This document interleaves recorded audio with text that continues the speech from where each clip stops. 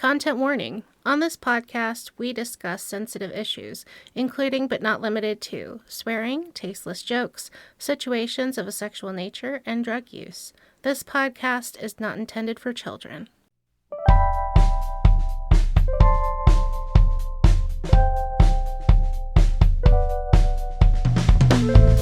Hello, and welcome to Bibliowrecks, where we read the worst stories the world has to offer. I am Bugs. And I'm Bam Bam. I'm so excited for this! Had a false start, but I've been edged for too long and I won't take it anymore. This is our first listener suggestion. Yep, at Mystery World 8170. Thank you so much for suggesting this book, Yep. maybe? So the book is Stephen Demogorgon, written by Daisey Da Silva. And that is such a weird name. Mm-hmm. Yeah, it's very strange. I don't know why Demogorgon. I don't think Demogorgon was a really popular name until Stranger Things came out. Yeah, I didn't really hear it in popular culture. Yeah. When was this book written? Do you know? I think it was written 2019, if I'm remembering correctly. Okay. I couldn't find a copyright at the beginning of the book because it's self-published. So it's more recent than Stranger Things coming out. Oh yeah. I'm almost certain. But this is another self-published special. Mm-hmm. And you said it's in the Christian romance? Yeah, it's specifically Fallen Angel Christian Romance. Which I don't know what that is. Well, it's because I made that up. I don't... It's the most accurate descriptor I could come up with. Gotcha. Is this young adult? No, it's for very sheltered adults. Ooh. Yeah. Oh no. Let's get into it. So the story starts out with a bunch of character descriptions. We start with our main character, Lydia Elaine, and for some reason all of the characters have basically the same physical description. All of them are in their 30s, tall and slender, brown hair, brown eyes. There's only two characters in this entire story who have different color eyes, and they're both green. That's weird. It is weird because you start going through all these little short descriptions and all of them basically have the same description. Yeah, maybe this author just isn't very creative. Yeah. At least not when it comes to what people look like. Yeah, so there's a big list of descriptors. I'm not going to go over them except for a couple of the more interesting ones. So Lydia Elaine is single, a preschool teacher, and abysmally Christian. She's super into God. She goes into Bible study every single day. Wow. And church every Sunday. So very, hardcore. Very devout, yeah. And then we have our secondary main character, Stephen Demogorgon, who's also tall, slender, serious with a blank look on his face. What? Wait, what? That's the descriptor. Just anytime you imagine him doing anything, he's got a blank face. No thoughts in this man's head. Oh my goodness, okay. He's always wearing a suit. He has black wings. Oh, nice. Do people see his wings? Sometimes, yeah. He'll bring them out whenever the moment calls for it, but they're not out all the time. Is this a Lucifer, like the television show? It's kind of elusive. Well, it's kind of a supernatural, I think. Okay. Yeah. It feels like a big mix between Supernatural and Twilight is what it feels like. All right. Because we even have a Jacob stand-in. Oh. A very problematic Jacob stand-in. As all Jacob stand-ins end up being. I don't know. I've heard some of them are worse than others. Comparing this book's Jacob stand-in to 50 Shades of Grey, their Jacob stand-in, that guy has nothing on Joseph DeSanto. Really? But we'll get into that.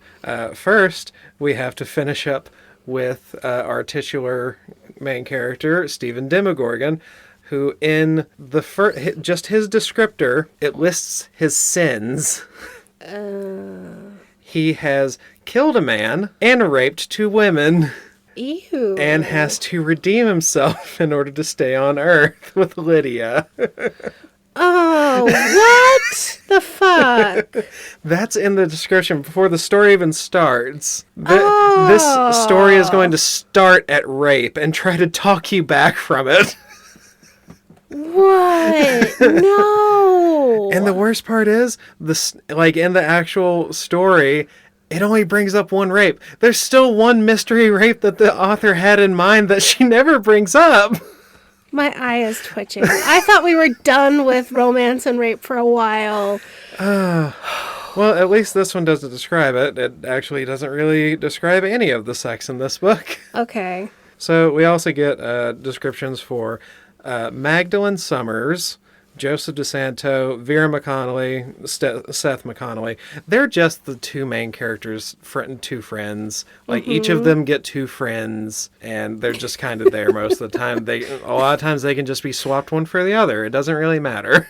This feels like you're playing with The Sims, and you're just building your little house with people, and it just doesn't matter. They just have a list of, these are the things they do, like when a Sims character build, only it's rapist instead of greedy. So the character Seth, he's one of Steven's angel friends. He barely ever comes up. He's just Steven's buddy that goes along with him to do stuff. Barely ever comes up, and he's Vera's husband. And he's just barely Vera? there. Who's Vera? That is Steven's other friend, who is one of his rape victims. Oh my god. Yeah. Oh, this story has some wild turns. The main character, her name is Lydia. Mm-hmm. Is it from her perspective? Yep.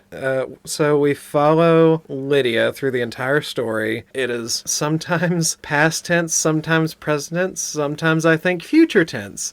Very, very floaty a lot of the time, even though it should all be like just present tense or just past tense. Right. So the author, I've got my theories as to why it's written like this. I don't think it's entirely the author's fault. I think she might be Portuguese. Oh, because like I looked English as a second language? I think so. Like, it reads a lot of the time like it's a second language to her. Okay. Because I looked her up, and she has a job as a translator between English and Portuguese, and now she lives in the States and works as an interpreter. That's what I'm assuming. Okay. So we're going to give a little bit more leniency over, like, grammar. Yeah, I'm still going to poke a little bit of fun at it and bring it up from time to time, but I'm not going to, like, ride on it too hard. Yeah, gotcha. Because there are some that, even if it is totally by accident and not the author's fault, it's still very funny. Yeah, and you should still have someone read it and say, hey, let's clean this up, and then help you clean it up. Yeah, so I'm going to be pretty lenient on that. But yeah, a lot of these sentences are just written like really bizarrely. Spelling is bad sometimes. There are no paragraph breaks except for where they make the least possible sense. Oh, yeah, you were showing that to me, like even mid-sentence. Yeah, mid-sentence paragraph break sometimes. Sometimes mid-dialogue paragraph break, and it's weird. Yeah, so this was not formatted at all. No, it's almost written like just one long stream of consciousness. I think this author also has a little bit of a limited English vocabulary, which kind of goes along with, yeah. Because like whenever she's describing something like spooky or just the vibe in general, everything is eerie, which is a weird choice because she lives in the town of Erie in Oregon. So, yeah, not a good choice there. Yeah. And also, it's in Oregon, so it's just another Twilight. So, we start the story off with Lydia going to Bible study, and she sits next to Joseph, the Jacob stand-in. He teases her about her dating life because she's, from her perspective, abysmally single. Right. Or something. So the Bible study, like, briefly goes over fallen angels with, like, almost no real explanation You would think it's just exposition to bring up to, kind of fill in the reader as to what the fuck is going on with these fallen angels. Right. But they don't. All it says is that the fallen angels are sinners, and if they don't ask for forgiveness, they're going to hell. They're going to the pit of hell specifically. Every time someone's going to hell, like even in theory, it's always to the pit of hell. So they're not demons. No. This isn't like popular idea of angels and demons are... Right. Well, it's kind of going to get loosey-goosey at the very end a little bit, because there's basically two kinds of angels in the story. I'm assuming there's like a third kind, and they're just the regular heaven variety. Mm-hmm. But there are fallen angels, and then there are black angels. Okay. And are they black as in their skin? I don't black? think so. Their feathers But it is are very black? funny to imagine that's what she meant. Or they're dark as in bad. They're just bad, is all it is. Because one of the descriptions of a black angel that we get later is that he's pale. Oh. Yeah. Wait. But you don't get that description until way off into, acknowledging that black angels exist. And I was very dead set on just being like a weird race thing. Right. So this is just very poorly explained. Mm-hmm. And the background and mythology is not expressed. I don't think, because I think that at least the character is Catholic. Yeah, that would make sense. Yeah, and I don't think Catholic doctrine says a whole lot about, or at least it doesn't say the things that this book says about actual existing angels. I don't know. Yeah. So that's when her friend Magdalene shows up. Now, Mag is my favorite character. Mm-hmm. She shows up late, and she's simultaneously apologizing and also mentioning how hot fallen angels are, just in general. Wait, so people know that fallen angels just walk around? It's really weird. I don't know how long they've been here. It seems like they've been on Earth for a good amount of time. Like they're just part of the population. Yeah, specifically in Oregon, though. Oh, these are Oregonian angel. Yeah, because anyone not from Oregon thinks it's really weird. What? Wait, what? Yeah. So this is meant to be a local thing, kind of like the Cullens were local to Forks. Mm-hmm. Yeah, These angels or fallen angels are local to the area, and people just know about them. Mm-hmm. So there's a rationale behind that. It's because Oregon, for no reason, is just a hotspot of positive energy for the angels, and it comes up more later, but that's... So we have ley lines too. Pretty much. All right. Director Louis, who is the guy running the Bible study, says they are not to associate with the fallen angels, and Mag says, no one's going to tell me who to date, and just fucking leaves. Wow. I'm like, yeah, go Mag. But of course, Lydia just sits there until the end of the Bible study. So the main character is the goody two-shoes, and her friend is the rebel. Yeah, I feel like the story is trying to make Magdalene out to be kind of the more loose woman or something. Oh, yeah. Like, there's at one point, like, the story almost basically just calls her a whore. Right. And I'm just... She's my favorite. She's the best. You like the horse. Yeah. So they all leave. Joseph follows Lydia out, and this is a quote. Lydia, be careful on your way home. Watch out for fallen angels. So this is like the local Mothman. Or local boogeyman. But from the description of the story, there are just angels constantly falling out of the sky. Like, people just see them all the time. Like, later on, Lydia's gonna just be standing outside and just see a bunch of, like, people, like, screaming out of the sky and coming toward her. So that's what I imagine the sky must look like all the time in this world. It's raining men. I apologize for that. It's fine. So if they have wings, they shouldn't be falling. They should be, No, drifting gently. yeah. So then Lydia says to him, "I will thank you." Yeah, I don't thank you, but I will. Well, there's supposed to be a comma in there, but it's written, "I will thank you."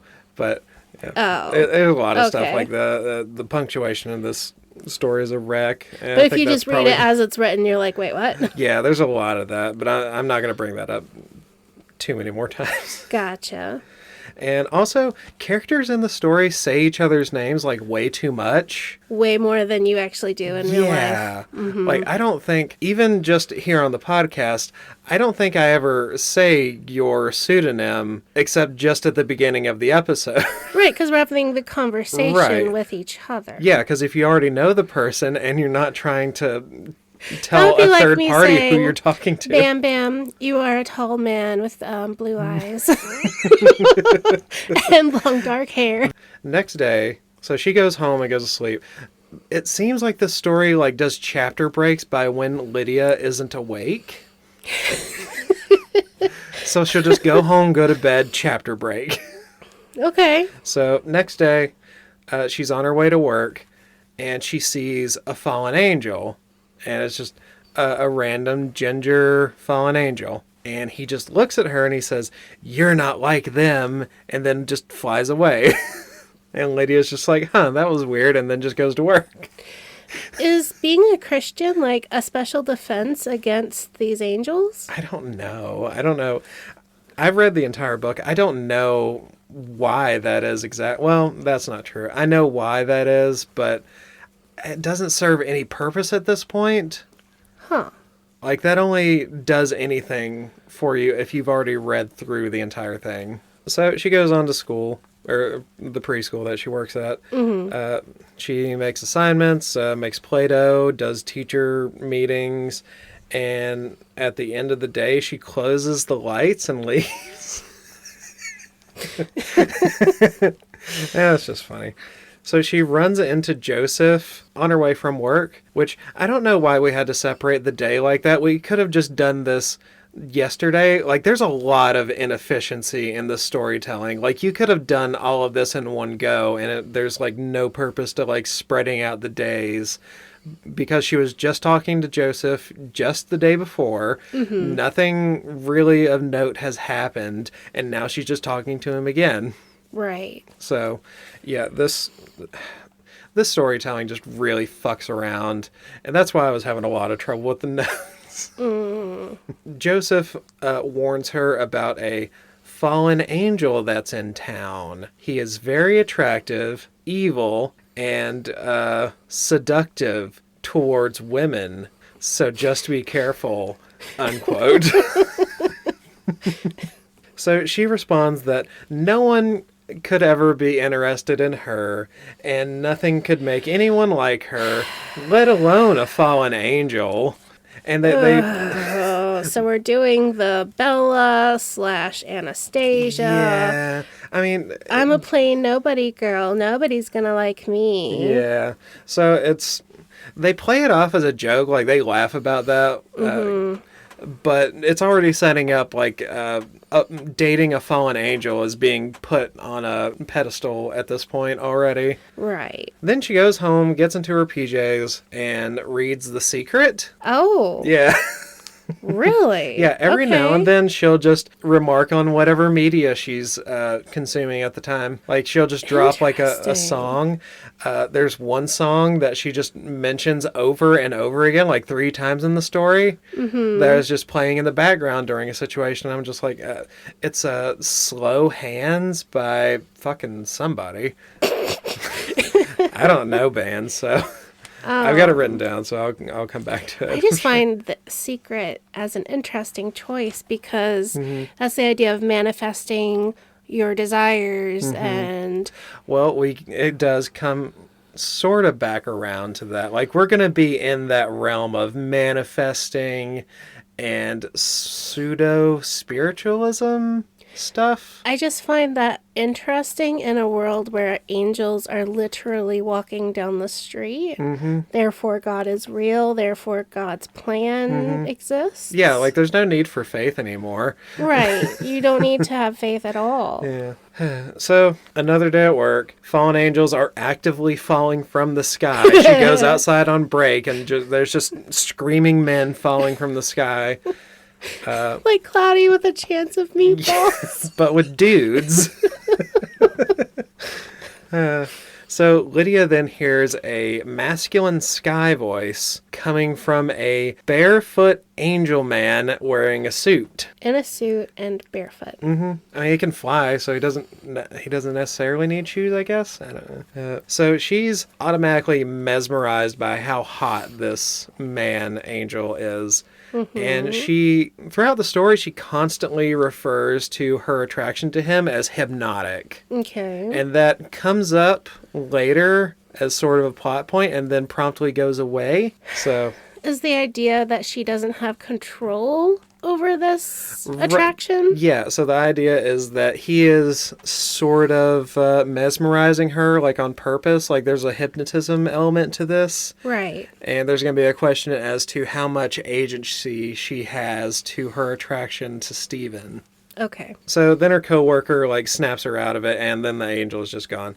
So she goes home, drinks lavender tea, which apparently is Klonopin in this universe because she drinks lavender tea to go to sleep anytime anything happens, or she uses like lavender essential oil and just rubs it on her face. And just passes out? Yeah, pretty much. Wow. I wish that actually happened. Here, kids. But yeah, essential oils, tea are like a pseudo medicine in this world. Like instead of like taking like headache meds, she'll use essential oils. I wonder if she's in doTERRA or Young Living. Well, the essential oil MLMs. Yeah, well, probably. But we'll get into a little bit more of that. So then she goes to sleep because she used the lavender stuff. She dreams about a faceless man kissing and touching her. Later on, we'll find out that her dreams are apparently prophetic. Oh, they're not like real. No, like, yeah, it's not actually. This is an actual dream. It's just a sign of things to come sometimes. Dreaming of Edward and he was actually in the room and jumped out quickly. Yeah. All yeah, right. It's not that. All right. Next day, she goes to Bible study again. Mag invites Lydia to go to the Red Wing, which is a dance bar local to the town. Mm-hmm. This is where the capitalization errors start. Oh. Because she correctly capitalizes Red Wing because it's the name of the place. Mm-hmm. But sometimes there's like a capital letter and then a space and then the rest of the word. Mm. And that happens a lot. Right. Like at one point there's like a word that all of the letters are capitalized, and then there's just intermittent random spaces sometimes. So I feel like there might have been something wrong with her fucking keyboard. Oh. So she goes home, gets ready to go to the bar. While she's getting ready, she laments the fact that she's 30 and alone. And then she just goes, we just had to stop and be sad a minute. It's just to reinforce this. Yeah, the lonely single trope. Which, honestly, in Christian circles, there's a lot more single women waiting for love. Yeah. And that's actually a demographic shift in the American church. Yeah. Yeah, I feel like this is what is going on here because she's very concerned about whoever she's going to be dating caring about her beliefs and what they think about it. She's describing the bar, and I mean, it's a bar, and this is when we get our first mid-sentence paragraph break. Which fucking sent me. I was having such a good time. Right? So Lydia drinks. Every time any kind of alcohol is involved, she's drinking peach Stella Rosa wine. Ooh, I actually like that. Do you? Yeah, I'm a sucker for peach anything. But Stella Rosa's not a bad wine. Yeah. It's I cheap. mean, yeah, it's That's cheap. good. I looked it up. It's just cheap $12 wine at Walmart. It's Yeah, there's nothing wrong with it. That's just funny that the writer is so specific with brands. Yeah, it's weird. Like it feels like it gets brought up like too many times. Like it gets to the point where I just assume if she's drinking anything, it's Stella Rosa wine or lavender tea. Her favorite drinks are kind of just boring. Mm-hmm. And that's quite similar to the whole Bella and Anastasia thing, the too. weak-ass milk tea. Yeah. That's interesting. Mm-hmm. But I guess where she's an adult and she's Catholic, they're not teetotalers. Mm-hmm. So she can drink wine. Yeah. You know who else aren't teetotalers? You want to retry that sentence? You know who else will sell you cheap $12 bottles of wine? These sponsors! Yeah, Sparkle Donkey. Is that a real brand? It is. And you can't get it in Virginia. I tried. Oh, damn. All right, well. These ads. Hello, Biblio fans, friends, and fiends. Just taking a moment to tell you how to find our growing community. We're on Facebook and Instagram, where I try to post pretty often. And we have a subreddit that we will start using as soon as Bam Bam gets over his crippling fear of Reddit.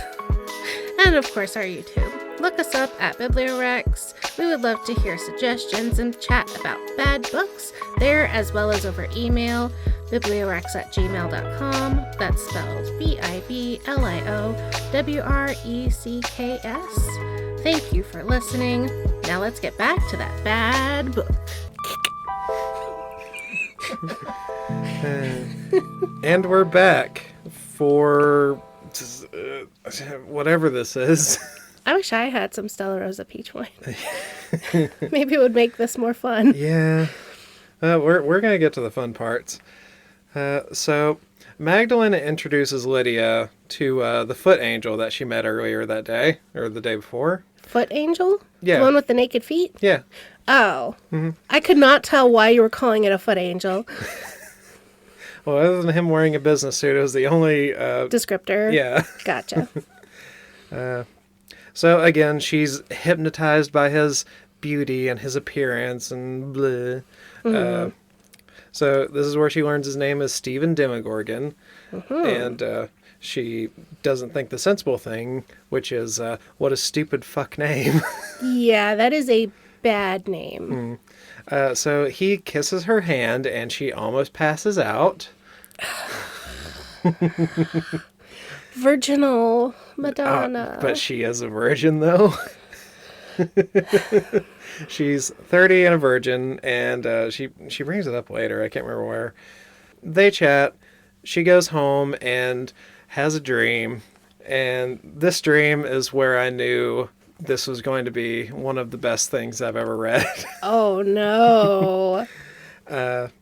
This is a direct quote about the dream. He caresses me on my neck, my breasts, down my legs, and down to my love spot.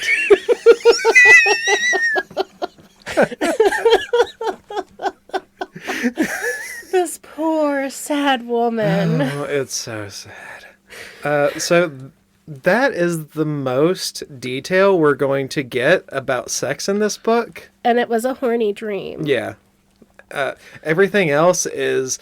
It's either they factually had sex or it's just a lot of kissing leading up to the factual sex. Oh, okay. Yeah. I don't know. I feel like this woman has never had sex. Oh, no. Which is confusing because on her socials, she has a, I don't know, like preteen looking child. Oh, this poor woman. Yeah. She may have wrote it before. Maybe. She had the child. Or it could be adopted or a family member. You never know. But yeah, just her descriptions of sex that really sounds like descriptions I would have done before I had sex. Mm-hmm. Oh. She wakes up from this hot, steamy dream. She drinks some more lavender tea to go to sleep. And then she just does a 180 and calls Magdalene. And they start drinking coffee. No clue when we are in the middle of the night. It's just... Oh, okay. I was going to say, she woke up... Yeah, it may be the fucking morning. I don't know. Because, yeah, if lavender tea knocks you out, you wouldn't want to take that in the morning. Mm-hmm. But you wouldn't want to drink coffee at 2 a.m. either. But she drinks the tea to go back to sleep, and then she just changes her mind and starts drinking coffee with Magdalene. So they have coffee. Lydia tells Magdalene about her sex dream, and Magdalene says that she needs sex, specifically with Stephen. And and Lydia is in absolute denial about this. There's no way Stephen could ever be interested in her. And then it's Magdalene. No, he definitely likes you. He's not, yeah, whatever. So we go to, this is now chapter 4. Now, all of the other chapters up to this point had names, but they were just wherever the scene was taking place. Oh, like home. Yeah, Bible like study. preschool, Bible study. And this one is named, He is Very Attractive. Tell, don't show. So Lydia runs into Stephen Demogorgon at the supermarket, hypnotizingly hot. They're chatting. He helps her with her groceries, and they decide to go on a coffee date. Has she said anything about waiting for marriage or No, hasn't said anything marriage? about that. Okay. Which I don't think that's an issue for her. Like, that's not her particular Brand of purity culture? Yeah. She's just not had anyone interested in her? Well, she kind of flip-flops on that a little bit, because sometimes it's because she's not interested in anyone, and then it's no one's interested in her, and then it's just because she's ugly. So we don't actually have a solid build of this character. No. Okay. I mean, we also don't have a solid build of the town. There's only like 4 buildings in this town. Right. Like, we only go to 5 locations this entire book, and they're all like a walking distance away from each other, it seems. Oh. Yeah. Huh. So they meet at the cafe. Lydia exposits to Stephen that her mother died and that she has an older sister and a younger brother, which is totally inconsistent with the character description at the beginning of the book, because before it was an older brother and a younger sister, which doesn't fucking matter anyway, because neither one of them ever come up in the story. So Wow. She also tells him that she reads books, goes to church, and that she's a preschool teacher. That's when Stephen says, "You have a sadness to you, Lydia." And it feels like he's cold reading, kind of. Yeah. Like, he just told her that her mom died, and he's like, oh, well, she must be sad. Or it's just more exposition. Yeah. Because we can't actually feel emotions or express emotions through normal conversation. Yeah. Well, she says to him, she just reiterates that the fact that her mom's dead. She died when she was young, and that she misses her a lot, Stephen. Okay. And I'm also still single, and I mean, look at me. Oh! Yeah. Oh, wow. Yeah. Okay. This lady has a lot of issues. I'm just so sad for this character, because I'm positive that it's just an author insert, and she probably has a lot of these thoughts, and that really bums me the fuck out. Yeah, this is way worse than just the blank slate Bella and Anastasia. Yeah, this shows some self-loathing. Which goes right along with Catholicism, so not a shock. True. Yeah. Wow. Oh, that's sad. So also the dialogue in this book is just a fucking nightmare. Right. Quotation dialogue just gets rammed together, and you never know who the fuck is talking unless someone is saying the other person's name, which does happen a lot, but right. a lot of times you're just fucking lost, especially if there's more than just 2 people in a conversation. Ugh. That sounds painful. Yeah. I hate dealing with books like that. And sometimes there will be multiple lines, like in a row. Some of those lines just don't have the quotation marks, so it just reads like one entire line of one person's dialogue, even though it's like 3 separate lines. And it's people replying to other people, but you can't tell because of... So it's almost like one person is talking to themselves schizophrenically, and the other person is just standing there staring at them. God, that would be painful to deal with. When I have a paper book and it has stuff like that. Sometimes I'll just use my pen to mark it Who up the fuck is talking? and just correct the edit as I go along, just to help myself process who's talking when and where and what. But sometimes you can't understand author intent either because it's so poorly done. Yeah. So she asks him about himself, and he just totally dodges the question and just invites her on another date at his house tomorrow. And she agrees, and they leave, and she thinks she's already falling for him. And he's a fallen angel. She knows he's a fallen angel. And she thinks that's all cool and good because he's hot. Yep. And we've been warned by Joseph, was his name? Yeah, Joseph, and also Director Louis, the guy who runs the Bible study. To avoid fallen angels. Because they are bad? To me, they seem like they're just kind of neutral. Like, the black angels are the ones that are bad. Like, the fallen angels are just, like, neutral. Like, I feel like fallen angels are just kind of stand-ins for atheists. And then black angels are the ones that are, like, actually tempting the fallen angels into being evil, like, as a bit. Or, like, a hobby. It's very weird. So the next day she's at work, but she can't focus on any of her work because of her lady boner.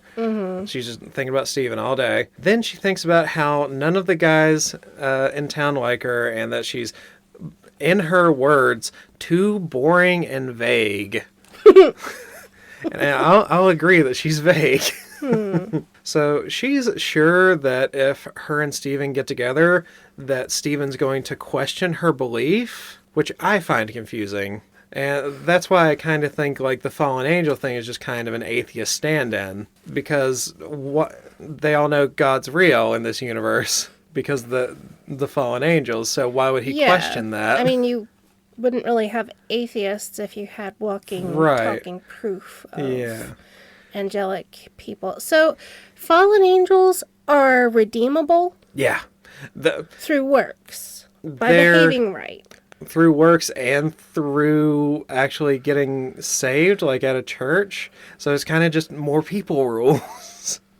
Right. But even if they go to hell, there's still a back door out. Like, there's never, like, really any stakes. Because there's always, like, a way for whoever in whatever situation to get out of it.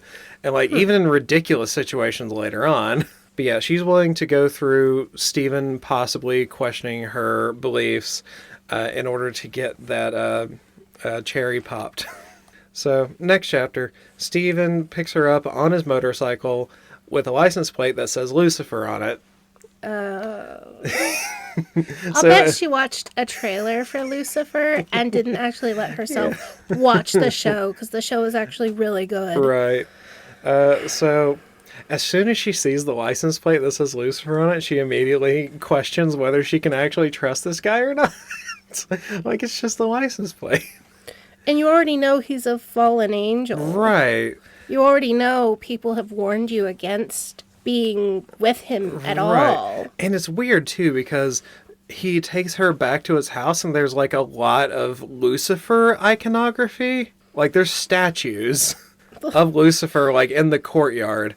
And I kept feeling like she was, like, trying to set up Steven just being Lucifer.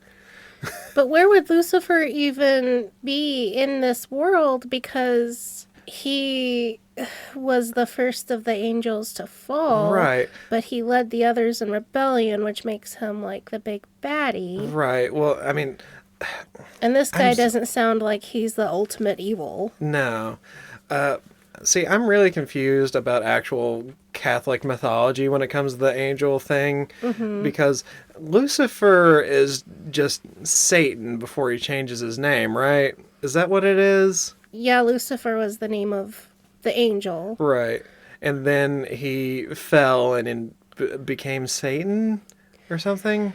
It doesn't really matter. In the Bible, it's not really that clear. Yeah, it's really milky, and it doesn't really matter to this. That's just where my mind was going, because it just kept showing, like, Lucifer iconography. I'm like, I guess Steven's the devil. I don't know. I guess that's what she's trying to imply. Maybe, but only for like just this little section. It never comes back up ever. Then So, I don't know. I really don't know. And it's possible that, like, I honestly actually don't know a lot about Catholic beliefs. yeah, I don't either. It's all really vague and just changes depending on who you're talking to. But I do know that they have the idea of, like purgatory, and you can do prayers, and you have to do things to get the forgiveness. And so I guess it would make sense that there's ways of getting out of hell and getting out of the punishment. Yeah. I remember hearing those as a kid. Like, I asked a Sunday school teacher one time, what do you do if you go to hell? And I don't know where she got this from, but this Sunday school teacher told me that if you go to hell and you ask God for forgiveness and cut your own head off, like in hell, you go to heaven. What? It's really weird. I don't know where that lady got I that have from. never heard that before. What? So Wow. yeah. So they go to Steven's house, and to start with, it's just like a big opulent house, but eventually it just turns into an actual castle. Like Oregon has. All the castles in Oregon. Yeah, of course. So they go inside and they start talking, and Steven just comes on like strong, like right out of the gate. He says, "Lydia, I would love to stick something warm inside you."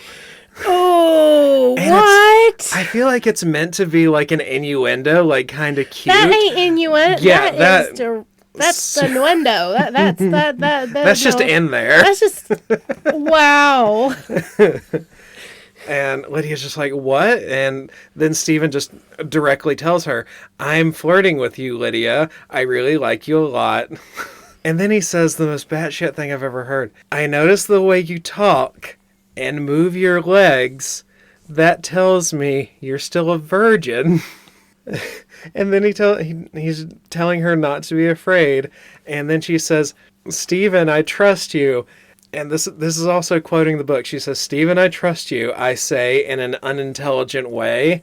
And like, boy, this author just... See, this is where I started like gaslighting myself throughout this. Like, I think I'm starting to think like this book was written specifically just to fuck with me. Right. And there's another point later on where it's like, there's no way. Like, this has to be like a joke. It's so bad. It's like, is this a Poe? Is this something that is meant to be this bad? My goodness. So, Steven can read her mind by either touching her or just focusing really hard on her. And it's like drawn out and shit. I'm just going to... and then he says, I know you want me inside you, Lydia. And she gets like really nervous, and she just starts asking about his family. So that's when we get some of his exposition. His parents... This is their second date? Yeah. Yeah.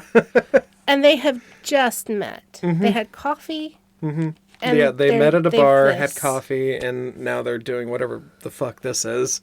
And they're just wandering around his house talking. Yeah, I think they're like just in his living room, like next to a fireplace, because fireplaces are hot. I don't know. Warm. Warm. No, we're not going to warm again. So we find out that Steven's parents died during Wait, he has parents? Yes, it's very confusing. But he's a fallen angel. Yep. I thought they were just created. Yep, you'd think. Okay. But apparently this is like a generational thing that angels have been in Oregon for some reason. Oh. Yeah. Okay. Very vague. I'm very confused about it. They died during the Fallen Angel War. I don't know if there's... Yeah. So I don't know if there's only been one Fallen Angel War and they died in the Fallen Angel, or if there's been like a lot of Fallen Angel Wars, like in heaven or something. These people are flesh and blood. They have children, Yeah. and they're constantly going to war. Uh-huh. And they're not just Republicans.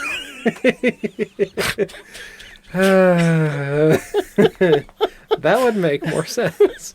It doesn't say that they were in, like, the war, but they died in a house fire.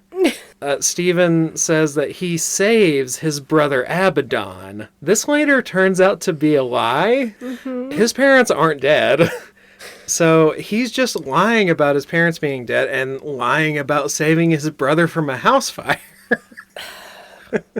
So he just lies. Yeah, he does that a lot, actually. All right. They start making out. He's massaging her with lavender oil, so she just goes right the fuck to sleep. And she wakes up late for work the next day, and she's just like, oh no, did we? And he's like, no, we didn't do anything, just go to work. And she goes to work. Actually, he takes her to work on his motorcycle, and all the other teachers and stuff see them, and it starts like this really hot goss all of a sudden at work. I am so confused. I'm guessing reading through it, you were very confused too. Very confusing, but very funny. My goodness. Like every other sentence in this book is just, it's like eating candy. Yeah. Wow. So next day we go to Bible study again. Then we go to the Red Wing. Like that, she always has to mention that she went to Bible study, whether it makes any difference in the story or not. Just to show that she's still very devout? Yeah. And just if I don't mention that she's went to Bible study, just assume she went to Bible study. Every day. Every day. So after that, they go to the Red Wing again, and she goes with Joseph and Magdalene. They're all talking at the bar, and Joseph is mad because Lydia is seeing Stephen. Jacob insert. Yeah. We need to have like a Jacob alert, Jacob alert. I'll see if there's a sound for that on That'd be on the amazing. YouTube sound library.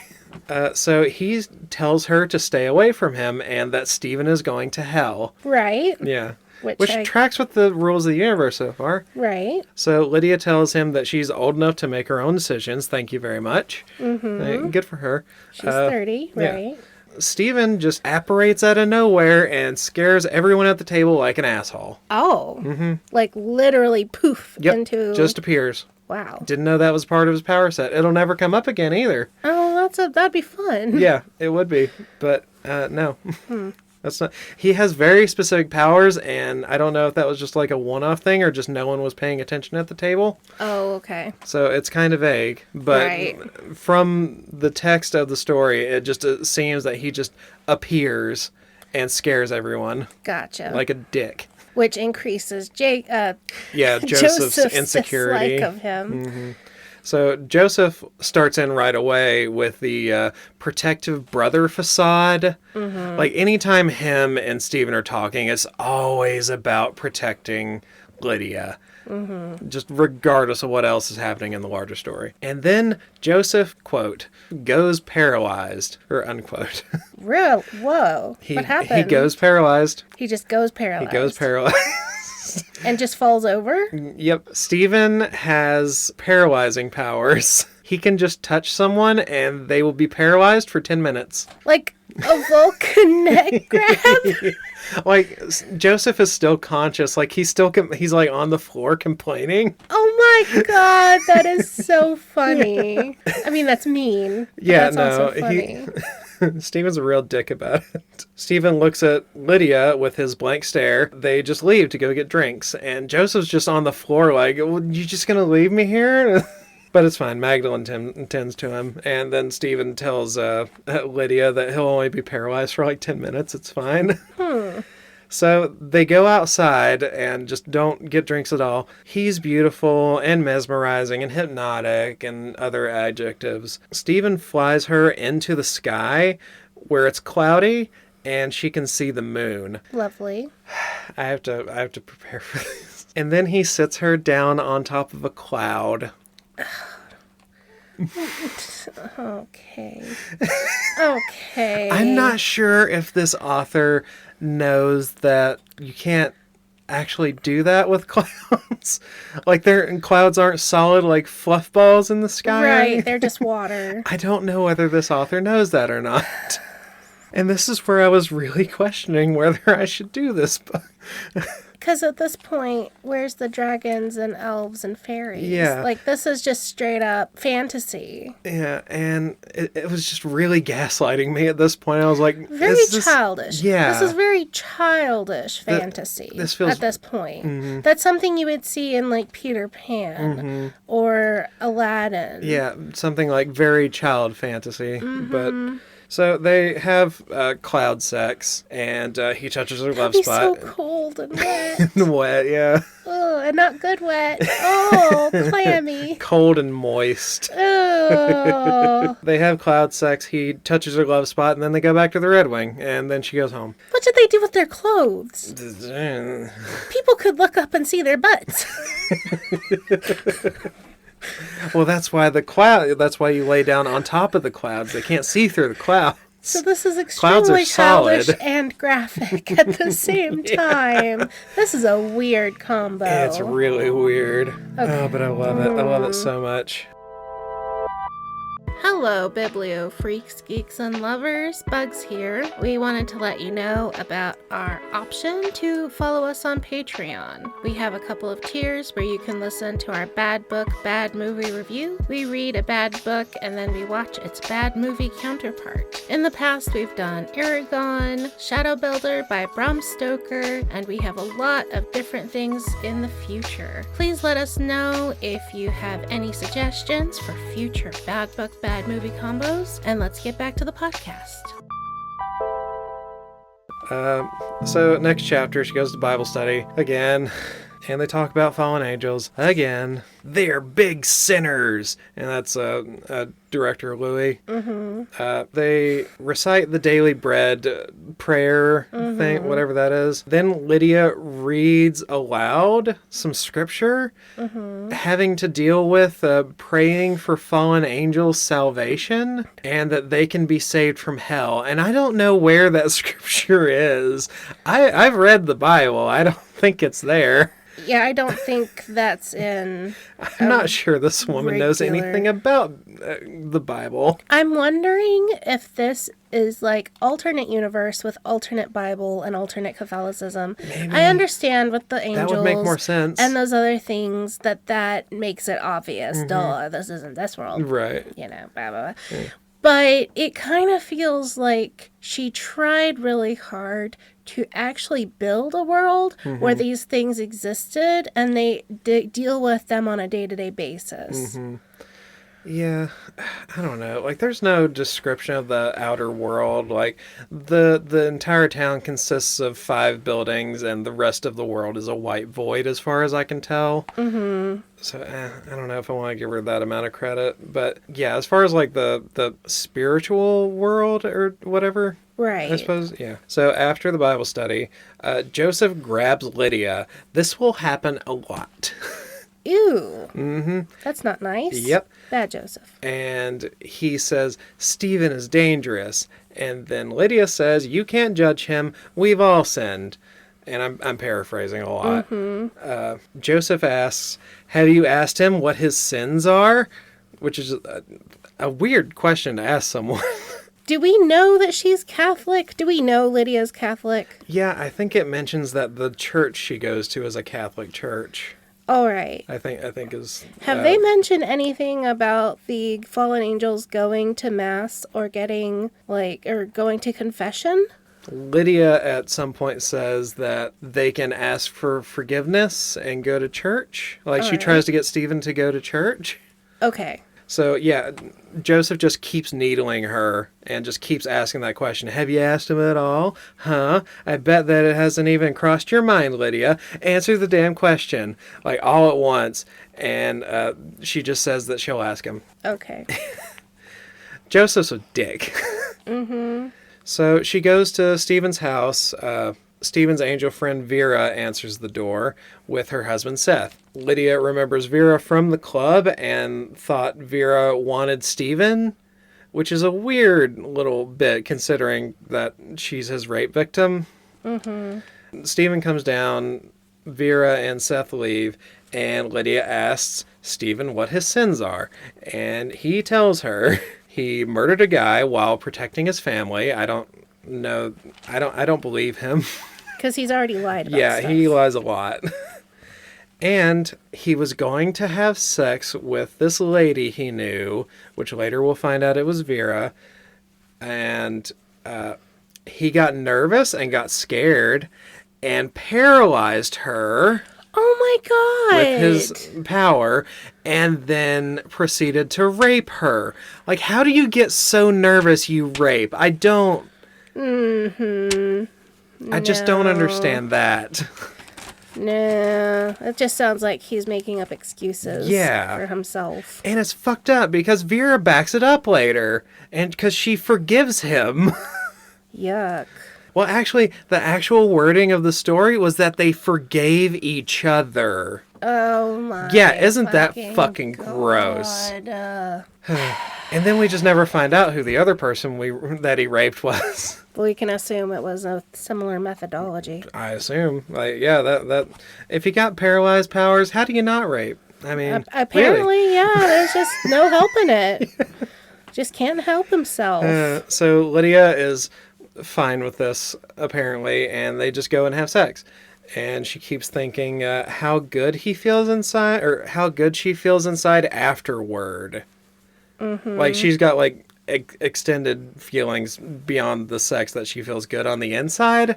Okay. And it really feels like a woman who was never really taught anything about her body. That's sad. And she's just really excited to tell Magdalene about sex.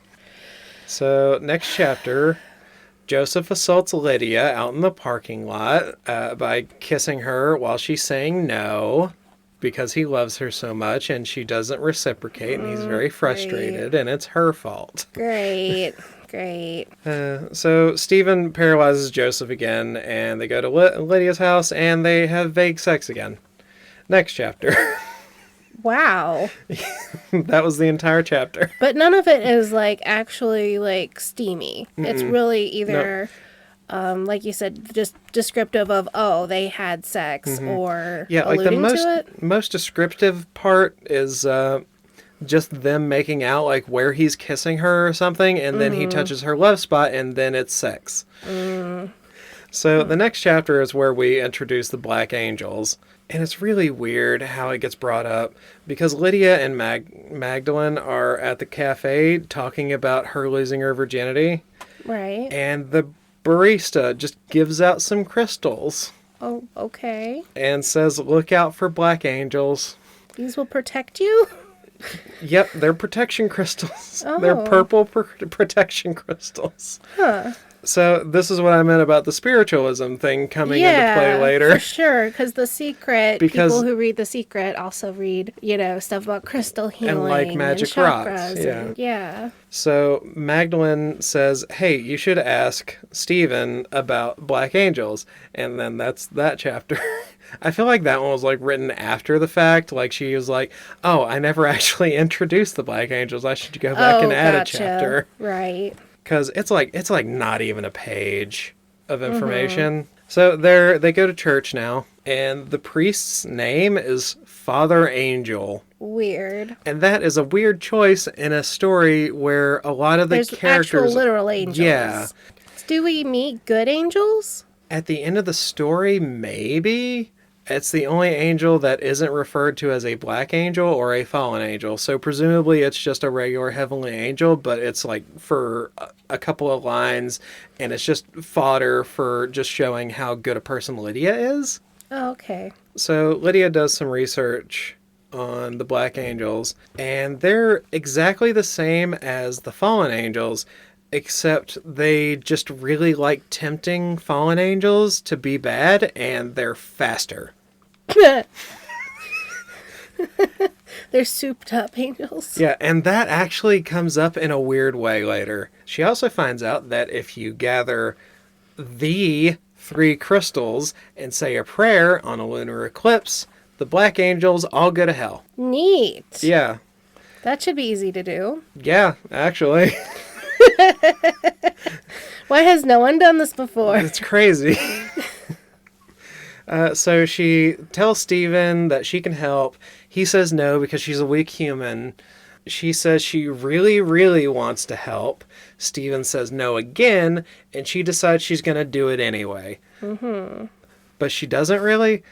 This pattern right here kind of represents like every time there's like an issue or a baddie in a part of the story, because she wants to do a thing actively and be an active character in her story, and Steven's like, no, I'll do it, and then he does it.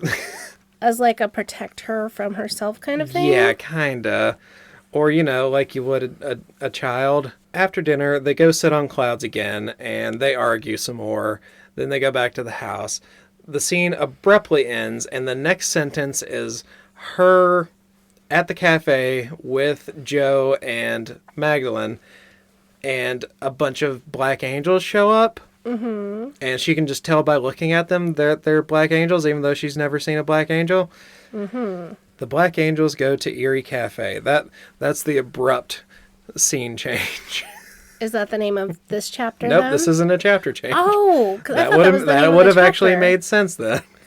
Right. I'm having coffee with Magdalene and Joseph as they approach the three of us. Where is Stephen? They ask me.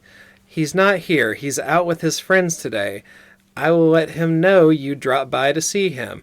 Make sure he gets the message, or next time there will be hell to pay. As they walk away, the three of them, this is still in quotes, someone is saying this, as they walk away, the three of them, I say, is this about the crystals? How do you know that? I'm willing to help you find the black, gold, and red crystals.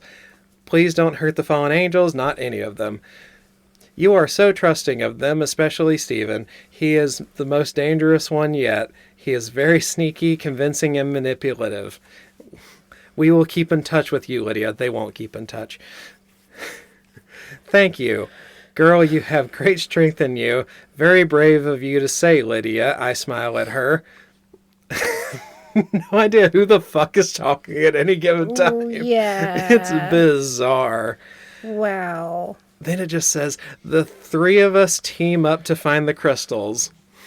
Uh-huh. Just broadly.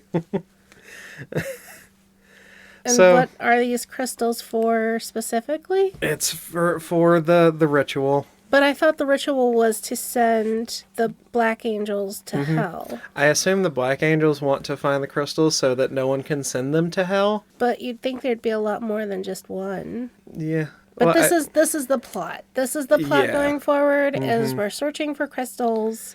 Yeah. So they team up and find the crystals in like an evening. Mm-hmm. That was so way easy. They do research and find the location of the crystals, go to where the crystals are. I'm assuming they're right next to where Joseph Smith buried the fucking plates. Mm-hmm. And they go to the location, but Stephen, Vera, and Seth are already there. Uh-huh. This wasn't necessary. It's so annoying. Like, all this does is just give Lydia and Stephen another avenue to argue with each other. Right. And Stephen and Lydia argue while Vera just digs up the crystals, and then they just go back home. But now they have them. The Black Angels don't. Right. And Stephen's the one holding on to them? Onto the crystals? I don't think like any particular person is holding them at one time. I think it's just broadly they have them. Don't know who's holding anything. I'm not sure these people have hands. Or it's like AI where like their arms are melded together and they're one body. Yeah. God, I'm pretty sure AI could have done a better job keeping this shit straight though. Mm-hmm. So they get back home. They're still having the same argument, making the same points they do for the entire fucking book. So 3 black angels show up, and a fight is barely described at you because Lydia wasn't actually in the room, so we don't actually get to experience it. Oh, okay. So Stephen just kills 2 of them and then slashes the third, and then that one escapes. So you can kill angels? Yeah. Oh. It seems like they can just be killed with brute force. Because Stephen just punches 2 of them to death. But I thought they were faster, or... I think they're just faster flying. That's the only thing. that they're actually faster at, because that's the only thing it ever comes up that they're actually faster than the regular angels at. Mm-hmm. And they don't have superpowers like paralyzing or... They do, but everyone's got like an individual gift, but that never comes up because the only angel's gifts that we're given is Steven's. It's almost like that none of the rest of them actually do. So for all this character description at the beginning, we actually haven't used Yep. character descriptions. So Vera and Seth just show up right after the fight just to help clean up bodies. That's all they Nice. do. Nice. Lydia makes a point that him being able to read her mind makes for a really gross power dynamic and leads to a toxic relationship. True. No, she doesn't. I made that up. What? Oh! That's what I Stinker. wanted to happen, because he Yes! keeps doing that. And that is true. Yeah. But no, it just keeps happening, and then she's just fine with it. Yeah. Lydia has bad prophetic dreams now. She goes to... They're prophetic of bad things? Yeah, bad things that are going to happen. So she wakes up, more tea or coffee or whatever. She goes to church and lights a candle for her mother. And out of nowhere, the escaped black angel attacks her. Equally out of nowhere, Stephen just appears like the next line. And a pointless fight because the black angel just escapes again. So Lydia asks him, "How do you know where to find me?" And then Stephen says, "Lydia, I will always know where you are. I can fly, remember?" What the fuck does that mean? I hear you ask. I don't fucking know. It was presented like an explanation, but it wasn't. And this doesn't even have the logic of the Twilight vampires of smelling different people and being able to tell whether they are from psychic connections or smell or... It seems like he can know where she is at all times just because he's in love with her. That's it. And to me, it just reads like someone had a really controlling boyfriend, and there's a lot of cognitive dissonance as to make excuses for that. But whatever. It's because I love you. I have to know where you are every minute of every day. Next chapter, Lydia prays. They have a pizza party during the eclipse, while Stephen is actually doing the plot, and things are actually happening with Stephen. Oh. Lydia wakes up 2 a.m. to try to be part of the plot, but Stephen's just outside of her house, and he's like, "No, you cannot be part of the plot," and flies her back into her room. And shuts the window. Meanie. That's literally how it goes. She goes outside to try to get involved, and he's like, "No, go to bed." And then she just goes to sleep next day. And So the thing we've built up to, this ritual that happens during this lunar eclipse, is happening and she's not allowed to be there. Yep, Lydia sleeps right through the climax of this part of the story. Lame. Lame. It does get described to us, but it just sucks that our main character isn't allowed to do things. Yeah. So the next day, she confronts Stephen about this because even she thinks that that sucks. She says, "It wasn't fair, Stephen." And then Stephen says, "It was fair, Lydia. I caught you trying to leave after I specified to Joseph and Magdalene that you were to stay inside until morning." You disobeyed a thing I told somebody else. So Stephen relays the climax to Lydia. They went to the ritual spot. The Black Angels attack. Stephen fights a Black Angel name that actually gets a name for some reason, which I don't know why, because Stephen just kills him.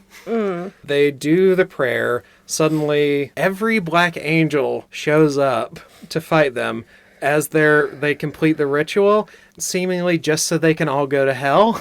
Like in front of us in this climactic moment. Yeah, and it's just, it sucks. It really sucks. There are still Black Angel leaders left, and that distinction was never made that there were particular individual Black Angels that this didn't apply to until now. Right. So I feel like the author just really wanted to actually have something happen, but also didn't want to get rid of her bad guys just yet.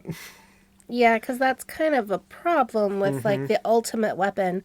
Once you use it, there's no more story. Yeah. Lydia reads her Bible, and this is another quote. "I read out loud and think of good, healthy thoughts." And I don't know what that means. The Is that more secret. manifesting? That's more Yeah, the secret. Okay. Joseph is still incredulous that Lydia loves Stephen and confesses his love, but gets, "Aw, thanks, buddied." Friend zone. And then just leaves mad. Chapter 17 begins, "I take a walk instead after work," which doesn't make any sense. Bible study? Nope. Oh. "I take a walk instead after work," which doesn't make any sense at the beginning of a chapter. But when you realize that these chapter breaks are actually just arbitrarily put in, chapter 16 ends with, "I decided to skip out on Bible study. Chapter break. I take a walk instead after." Oh my, no. No, that's not where you put that. Yeah. So she goes to the cafe. Lydia compliments Pete, the cafe owner, that he makes the best coffee in town. Because he's the only coffee maker in town. She meets Stephen. This time they make steamy love. I don't know what the effective difference is. And then Seth and Vera are just having a party. Lydia talks to Magdalene on the phone. Magdalene might find a boyfriend at this party. All right. So that's when Lydia thinks about how many men Magdalene has dated. Like, is she like, oh yeah, she's just kind of a whore. It would be really difficult to find that many different men in a town this size, though, it sounds like. It sounds like this is a tiny, minute little town. Which is probably why Lydia hasn't been able to find anyone up till a fallen angel falling into the middle of town. Right. But that marks the halfway point of this story. So this has been a ride. We'll end with Magdalene, the best character in the book, getting called a whore. And it's just she dates multiple men over her lifetime, not she's with a different guy every night or anything. No, she just has more than one or two, which by Lydia's standards makes her a whore because she doesn't have any. Also whining and crying about how lonely and sad she is, and no one gives her the time of day, and so then I think it's just jealousy that her friend is getting some or gets any attention at all. Yeah, but. Next episode, we'll continue with part 2, and boy, it gets fucking weird. Any highlights to look forward to? The end of the fucking world. Whoa! We end the world? Well, nice. We go to Judgment Day, but nothing You can't spoil it. Yeah. You only have to hype it up. No spoilers, only hype. Yeah, we go to the end of the world. God shows up. Planets are fighting and shit. Fun. Okay, that sounds fun. It really sounds like after this, I'm going to need to go watch Lucifer because it was such a great TV show. It's so much better than this. And so much better than this. I do suggest... listeners, if you don't listen to part 2, if you just need like a pick-me-up, read this book. Pick it up on Kindle. It's so much fucking fun. It sounds like it. It sounds like one of those you just flip through and read a paragraph and you're like, that was insane. Like, it's really badly written, but god damn it, I have so much fun reading this. That is so fun. Every other line, I'm just like cackling like a fucking moron alone in my house. But until next time, thank you, Bugs. Thank you, Producer Jay. Thank you, Lily. Thank you, dear listener who sent in this suggestion. Thank you, specifically Mystery World 8170. You made my fucking week. Yeah, getting our first listener feedback was really exciting. Because we're still pretty new, pretty young podcast. And thank you for downloading and listening. And just let us know. You know what? This is going to come out relatively close to when we're making it. Let us know if you would be willing to listen to a 3-hour episode. If you have opinions about the length of the episode. We want to hear them because our issue is, do we do a 3-hour episode or 2 1.5-hour episodes? Or 4 2-hour episodes.